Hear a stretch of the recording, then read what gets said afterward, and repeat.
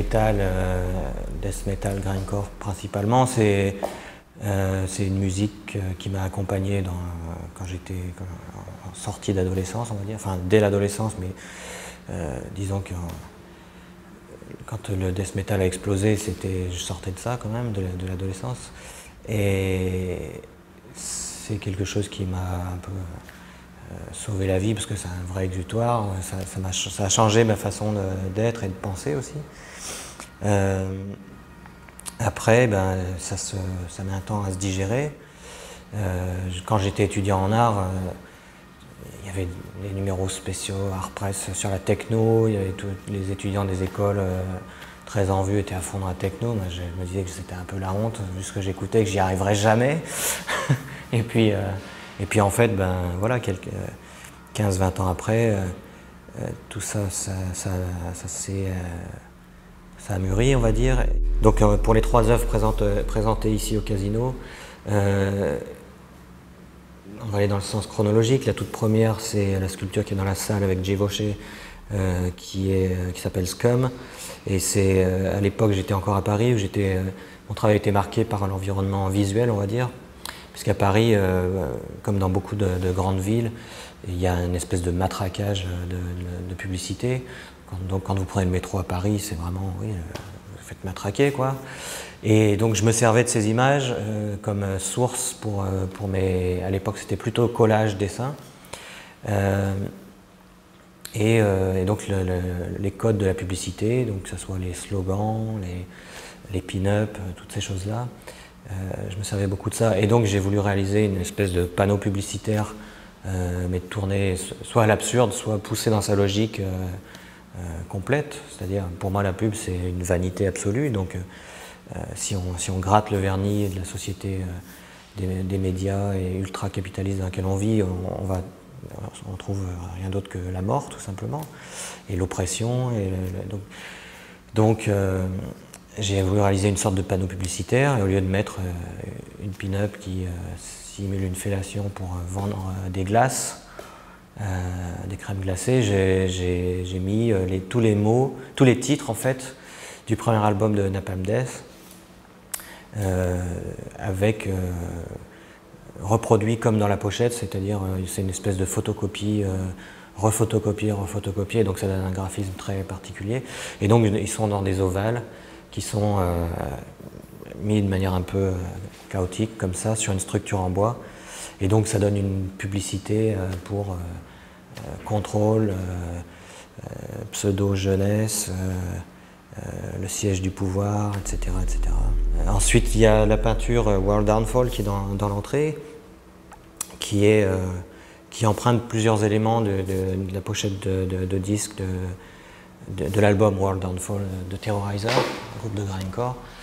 Donc, pour moi, ce tableau, c'est un peu une sorte de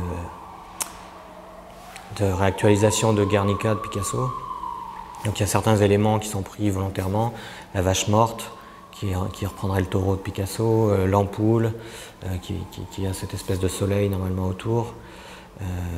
Voilà, le paysage, au lieu d'avoir la ville de Guernica en ruine, c'est une vue de Auschwitz d'après une photo de Raymond Depardon. Et puis j'ai pris donc des éléments, donc le titre, World Downfall, ces espèces de cercles qui reviennent sur la pochette, et puis le drapeau américain. Voilà. Comme toujours dans mon travail, je fais un travail de montage, de collage comme ça. Même si là donc c'est peint, mais c'est dans l'idée d'un collage, quoi. La dernière pièce, c'est à nouveau une sculpture qui est présentée avec une autre œuvre de Nick Bullen et 2 bâches de Mark Tichenor. Donc c'est une grande tour que j'avais présentée la première fois à la Force de l'Art, avec une espèce de chimère en haut. Ça s'appelle Der Schlaf der Vernunft. Donc en allemand, j'étais en Allemagne à ce moment-là. C'est donc le sommeil de la raison, d'après la gravure de Goya, d'où la chimère que j'ai fait à ma sauce. J'ai mis une chimère en haut. Et c'est une sculpture, c'est pas une installation. Souvent on me dit que c'est une installation, parce que la tour est recouverte de tas d'éléments, des panneaux avec des titres dessus,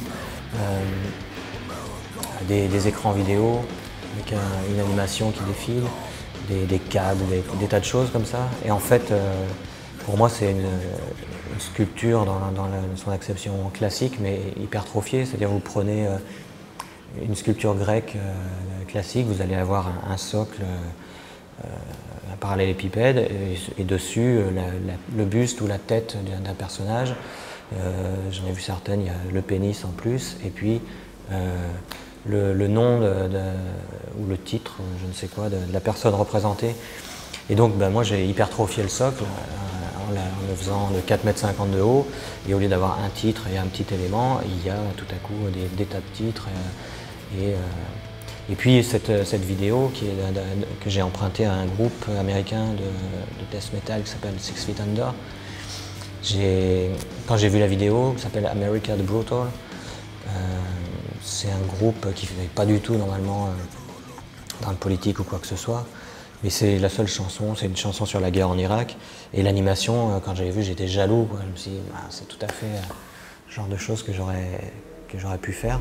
Il y a d'une part la construction de la musique, qui a été importante pour la construction d'abord de mes expositions quand j'ai commencé, puis de mes tableaux, et puis et de mes sculptures, etc. Et puis il y a aussi la morale, on va dire, la conscience plutôt politique avec Napalm Death. Donc ça rejoignait ce que j'avais envie ça rejoignait ma pensée tout simplement, ça le formulait d'une autre manière. Et bon, c'est quand même important de dire que c'est un des éléments de la cuisine, on va dire, puisque il y a ça, donc il y a cette musique, il y a aussi l'art tout simplement, l'histoire de l'art, la vie, le monde dans lequel on vit, la politique, et tout ça, ça fait différents éléments qui constituent une œuvre, quoi. Je ne fais pas un travail sur le grindcore, quoi. Je fais de la peinture principalement, et ce qui m'intéresse, c'est la peinture et l'art contemporain.